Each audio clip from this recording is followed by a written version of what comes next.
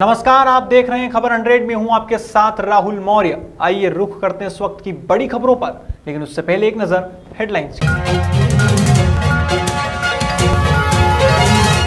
मंत्री विश्वास सारंग ने किया पलटवार, कांतिलाल भूरिया पर साधा निशाना। कांग्रेसी भगवान राम पर प्रश्न चिन्ह लगाते हैं। चना, मसूर और सरसों पर राजनीति, कृषि मंत्री ने विपक्ष को लिया आड़े हाथों। इंदौर में हुई लाखों रुपए की ठगी, पुलिस कर रही फरार आरोपियों की तलाश। इंदौर में पुलिस को मिला खून से लथपथ शव, अज्ञात बदमाशों की तलाश में जुटी पुलिस।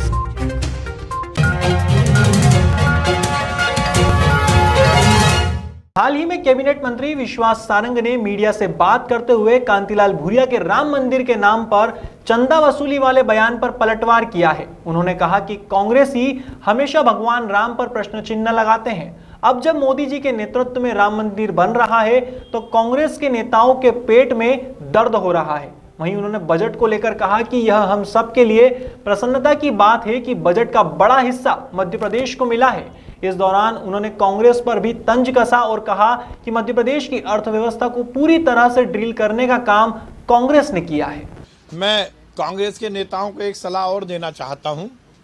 वो इस बात का भी पाठ और ज्ञान जरूर समाज में फैलाएं कि लेडी माउंटबेटन और नेहरू जी की दोस्ती का क्या आलम था। वो मध्य प्रदेश और देश के युवाओं को इस बात का भी ज्ञान दें कि इस देश के विभाजन में नेहरू ने क्या कुछ चाल चली थी। वो इस देश के और इस प्रदेश के युवाओं को इस बात का भी ज्ञान दिलाएं कि प्रधानमंत्री बनने के लिए नेहरू जी ने किस तरह से अंबेडकर जी को, पटेल साहब को और सुभाष चंद्र बोस को नीचे दिखाया था। वो इस बात का भी ज्ञान जनता को जरूर दें कि नेहरू ने किस तरह से कश्मीर को विवादास्पद बनाया। कांग्रेस के नेताओं को इस बात का भी ज्ञान जनता के बीच जरूर देना चाहिए कि 370 धारा अपनी राजनीतिक रोटी सेकने के लिए नेहरू ने कश्मीर में क्यों लगाई। ये सब बातों का ज्ञान देंगे तो मुझे लगता है कि नेहरू के व्यक्तित्व पर सही प्रकाश कांग्रेस के नेता डाल पाएंगे। मंगलवार को कृषि मंत्री कमल पटेल ने बताया कि हमने निर्णय लिया है कि चना, मसूर और सरसों भी गेहूं के साथ खरीदेंगे, जिसके लिए 1 फरवरी से पंजीयन भी शुरू कर दिया गया है। अब किसान मंडी में होने वाले भाव पर नहीं बेचेगा बल्कि समर्थन मूल्य पर बेचेगा। वहीं उन्होंने विपक्ष को आड़े हाथों लिया और कहा कि मैं कमलनाथ से पूछना चाहता हूं कि पिछली बार सरकार में रहे लेकिन चना, मसूर और सरसों पहले क्यों नहीं खरीदा। हमारी सरकार पहले खरीद रही है, जिससे किसानों को 6,000 से लेकर 8,000 करोड़ तक अधिक मिलेगा। मध्य प्रदेश का किसान भारतीय जनता पार्टी की सरकार के साथ है, प्रदेश और केंद्र की मोदी जी के साथ है। कांग्रेस फ्रस्ट्रेशन में है। कांग्रेस के नेता राहुल गांधी कंफ्यूज्ड है, देश को भ्रमित कर रहे हैं, खुद भ्रमित है और इसलिए ये हताशा का प्रतीक है। ये 26 जनवरी को इनकी मंशा थी कि दिल्ली में ये दंगे करवाएं, पुलिस इनके ऊपर लाठियां चलाए, सुनिए, गोली चलाए और इसके कारण पूरे देश में वो किसानों का आंदोलन खड़ा करना चाहती थी, उपद्रव दंगे कराना चाहती थी। उसके मकसद हमने सफल नहीं होने दिए। मैं भारत सरकार को, प्रधानमंत्री जी को, भारत सरकार को और विशेष करके दिल्ली पुलिस को धन्यवाद देता हूँ, बधाई देता हूँ कि उन्होंने इनके दंगे कराने के, उपद्रव कराने के मंसूबों को पानी फेरा और सहन किया। 6 तारीख को देखो, लोकतंत्र में सबको अधिकार है अपनी बात कहने का, तो वो उनका काम करें। लेकिन मैं कह रहा हूं कांग्रेस के साथ किसान तो क्या कांग्रेस ही नहीं है, कांग्रेस ही छोड़ के आ रहे हैं। हमारे पास आवेदन आ रहा है भैया बीजेपी तो नहीं होंगे जाम के मध्य प्रदेश में कहीं आ जाए। नहीं, जनता को हम परेशान नहीं होने देंगे। अगर करेंगे तो कानूनन उनके खिलाफ कार्रवाई होगी। आंदोलन करें, उसमें कोई बुराई नहीं। लोकतंत्र में किसी को कोई नहीं रोक सकता, उनको अधिकार करें, उनका काम है। लेकिन कम से कम किसानों के हित में पहले जवाब दें कि सचिन यादव खरगोन में अपने किसानों को न्याय नहीं दिला पाया, 15 ही कुंटल था, जबकि वो कह सकते थे कि कमलनाथ जी आपने अपने 17 कुंटल प्रति हेक्टेयर चना होता रहा, आप 19 कुंटल खरीद रहे हो और मेरे यहाँ 22 कुंटल होता, 15 खरीद रहे हो, मेरे साथ अन्याय क्यों कर रहे हो मेरे के। लेकिन वो भी न्याय हमने दिलाया। इंदौर के अन्नपूर्णा थाना क्षेत्र से एक मामला सामने आया है, जिसमें चंडीगढ़ में पदस्थ आईटीबीपी पुलिस सेल इंस्पेक्टर के साथ शेयर मार्केट में इन्वेस्टमेंट कराने के नाम पर लाखों रुपए की ठगी की घटना घटित हुई है। इस मामले की सूचना मिलते ही पुलिस ने धोखाधड़ी करने वाली जेट रिसर्च कंपनी पर छापामार कार्यवाही की। इस कार्यवाही में पुलिस को मौके से बड़ी मात्रा में कॉल सेंटर में लगे कंप्यूटर मिले और साथ ही पुलिस ने कई युवक युवतियों को भी हिरासत में लिया है। हालांकि फर्जी कंपनी चलाने वाला मुख्य सरगना निखिल सोनी फरार है, जिसकी तलाश पुलिस कर रही है। ये एक शिकायत आज थाना अन्नपूर्णा में प्राप्त हुई थी, जिसमें वो चंडीगढ़ के रहने वाले हैं और आईटीबीपी में इंस्पेक्टर के पद पर होना उन्होंने बताया है। उनकी जो रिपोर्ट थी उसके आधार पर पुलिस ने प्रकरण पंजीबद्ध किया था। उसके बाद पुलिस ने जो कंपनी वाले हैं उनसे बातचीत करी और उनके थ्रू भी बातचीत कराई, तो उन्होंने पुणे की कंपनी होना बताया और पुणे में ऑफिस होना बताया, जबकि उसकी लोकेशन के आधार पे सारी चीज़ तय हो चुकी थी कि यहाँ पे अन्नपूर्णा क्षेत्र में ही उनका लोकेशन है। उसके बाद पुलिस ने जाके वहाँ जब देखा तो वहाँ पे एक कोई बिना बोर्ड लगाए एक फर्जी कंपनी उन्होंने बना रखी थी, जिसमें करीब 16 कंप्यूटर्स और सारी जो मोबाइल फ़ोन्स हैं और बहुत सारे लोग वहाँ करीब 15-16 लोग मिले हैं, यंगस्टर्स मिले हैं, लड़के लड़कियाँ, जो कि कॉलिंग करते थे। पूछने में पता चला कि उनके द्वारा डाटाबेस लेके बड़ा डाटा देके हर कॉलर को 150 नंबर देके दिन भर बात कराई जाती थी। और एक जो अकाउंट है उनका वो भी फर्जी है, मेहुल कुमार के नाम से दिल्ली का अकाउंट है जिसमें पैसा लेते थे। जो हमारे फरियादी हैं जो कि इंस्पेक्टर हैं, इनके द्वारा ऐसा बताया गया कि इनको भी लॉकडाउन के पहले चर्चा की होगी, इनसे कहा गया पैसे जमा करना है। इन्होंने झांसी में आके 50,000 रुपये जमा कर दिए। उसके बाद उनको बताया गया कि आपके 50,000 रुपये अब 2.5 लाख बन चुके हैं। और 2.5 लाख जब इन्होंने लेने की मांग की तो उनसे कहा गया कि जीएसटी भरने के लिए पैसे देना है, तो उन्होंने और कुछ पैसे दे दिए।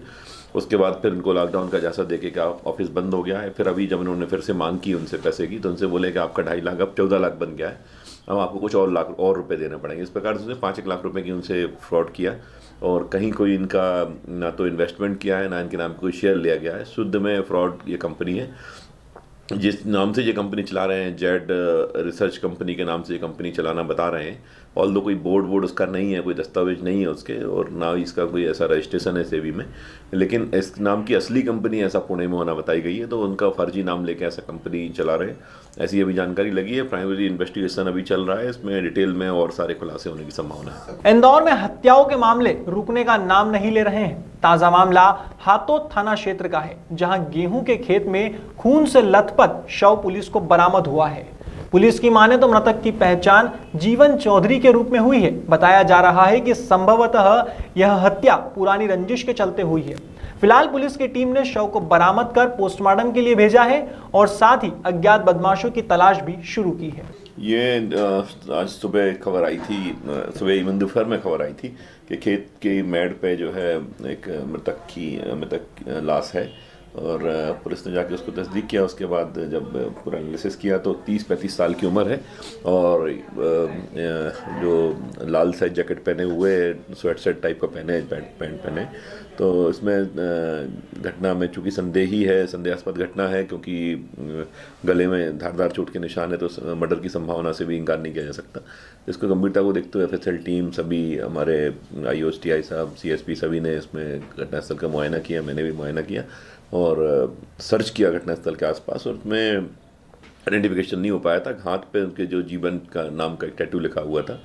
उसके बाद इसमें पुलिस ने तमाम मैसेज वगैरह स्प्रेड किए, सभी कोटवारों को, सभी को बताया। तो अभी जाके इसमें तस्दीक हुई है कि ये एक हातोद गांव के ही रहने वाले हैं, जीवन नाम के, और इसके बाद जो है इसमें पोस्टमार्टम कराया जा रहा है और डिटेल उसमें निकाली जा रही है कि क्या उनके मूवमेंट था, क्या दुश्मनी, क्या दोस्ती थी, किस प्रकार की जो है लोगों के संपर्क में रहे हैं, लास्ट सीन क्या रहा है, उसके आधार पर इन्वेस्टिगेशन कर रहे हैं। बहुत जल्दी पूरी घटना का खुलासा करने में सफल होंगे। अभी बहुत ही रिसेंटली अभी नाम पता चला है कि ये किसकी लाश है। आइडेंटिफिकेशन पहले नहीं हुआ था, पुलिस के अथक प्रयासों के बाद अभी आइडेंटिफिकेशन हुआ है। उसके बाद अब सारी चीज़ें क्लियर हो जाएंगी। इंदौर में शराब माफियाओं के खिलाफ अभियान चलाया जा रहा है। अब इसी कड़ी में सीएसपी बीपीएस परियार ने टीम गठित कर कच्ची शराब बनाने वालों के ठिकानों पर दबिश दी है। दरअसल मुखबिर की सूचना पर पुलिस ने राजेंद्र नगर थाना क्षेत्र में निहालपुरा मंडी के पास 3 मंजिला मकान पर दबिश दी। इस कार्यवाही में पुलिस ने आरोपी दिनेश और महिला प्रेमाबाई को 10 लीटर कच्ची शराब के साथ पकड़ा है। बताया जा रहा है कि पकड़े गए आरोपी घर के अंदर पानी के टैंक में बड़ी मात्रा में कच्ची शराब बनाने का काम कर रहे थे। माननीय मुख्यमंत्री महोदय मध्य प्रदेश शासन उनके ने अभियान जो चलाया था, जो वीसी में भी दिया था, हमारे डीजी साहब, आईजी साहब वगैरह ने भी, एसपी साहब ने निर्देश दिए थे कि कहीं पे भी अगर शराब अवैध बिकती है उसके खिलाफ कार्रवाई की जाए। इसी तारतम्य में आज मैंने टीआई राजेंद्र नगर और टीआई अन्नपूर्णा और बल लेके, आसपास के थानों का बल लेके निहालपुर मंडी और 1-2 जगह और रेड किया था। जहाँ पर पूर्व में भी शिकायतें थी और उस क्षेत्र में अवैध महुआ की शराब बनती थी। इसी तारतम्य में आज किया था तो 2 जगह शराब पकड़ी गई है। एक दिनेश पिता भंवरलाल और प्रेम बाई वाइफ ऑफ जितेन, जिनके पास से 5 लीटर शराब जहरीली महुए की बरामद की गई है। 49A 34 आबकारी एक्ट के तहत कार्रवाई की जा रही है। सर, इनके ऊपर कोई पुराना आपराधिक रिकॉर्ड है इस तरह का कि पहले भी ये इस तरह की रिकॉर्ड नहीं?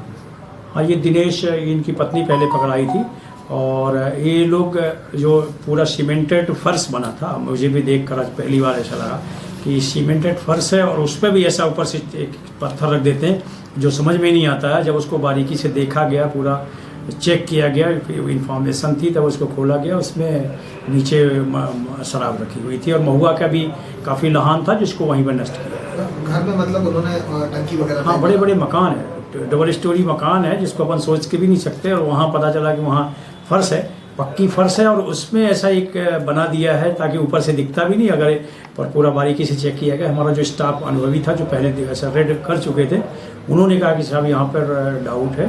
तो बाद में देखा गया कि उस पक्की फर्श के नीचे बड़े बड़े मटके वहाँ पर गड़े हुए थे जिसमें महुआ भी, वहाँ लहान जो सड़ रहा था शराब बनाने के लिए वो भी वहाँ पर गड़े हुए थे, जिसको वहाँ पर निकाल के नष्ट करवाया गया और ये जब्त किए गए। हाँ सर, इनकी आर्थिक कवर तोड़ने के लिए क्या इस तरह के अभियान में अब इनके विरुद्ध मकानों पर भी कोई कार्रवाई की जाएगी? निश्चित रूप से इनके जो आपराधिक रिकॉर्ड निकाले जा रहे हैं, पहले भी थे, तो उसमें से हम लोग अभी देख के कि ऐसे कितने लोग हैं कि जो पूर्व में भी पकड़ाए हैं और हम निर्णय लेकर वरिष्ठ अधिकारियों के संज्ञान में लाकर और इस पर कार्रवाई करेंगे। इसी तारतम्य में पूरे मोहल्ले के लोगों को आज मैंने वहाँ एकत्र करके सभी अधिकारियों के समक्ष उनको समझाया भी कि पूर्व में इतनी घटनाएं हो चुकी हैं, आपके इस कार्य से कितना नुकसान हुआ है, कई जगह का उदाहरण दिया। तो पूर्व में अगर अपराध ऐसे कर देते तो अब निश्चित रूप से इसमें नहीं करना चाहिए। ऐसे काफ़ी आज लोगों ने कहा भी, दूसरे लोगों ने, कि हम अब इस अपराध में संलिप्त नहीं रहेंगे और हम लोग लगातार ये अभियान चालू रहेगा और ये अवैध शराब के विरुद्ध हम कार्रवाई करते रहेंगे। इंदौर में सड़क हादसे रुकने का नाम नहीं ले रहे हैं। इसी कड़ी में मामला मंगलवार देर रात लसूड़िया थाना क्षेत्र के सत्तीसाई चौराहे से सामने आया है, जहां रेलिंग को तोड़ती हुई तेज रफ्तार मर्सिडीज कार BRTS में जा घुसी। हादसा इतना भयानक था कि मर्सिडीज कार पूरी तरह क्षतिग्रस्त हो गई। पुलिस ने मामला दर्ज कर मर्सिडीज कार को क्रेन की मदद से हटवाया है और साथ ही मामले में जांच शुरू की है। ये अभी एक एक्सीडेंट हुआ है। एक्सीडेंट के बारे में जांच कर रहे हैं कि कौन चला रहा था, क्या है। एक्सीडेंट एक गाड़ी है, आपने देखी ली है उसको, उसकी जांच करने के बाद ही बता पाएंगे। सर, कोई घायल वगैरह किसी जानकारी मिली? अभी कोई जानकारी घायल के बारे में नहीं मिली है। गाड़ी रेलिंग में घुसी हुई है, इसको क्रेन से हटवाना हमारी प्राथमिकता है।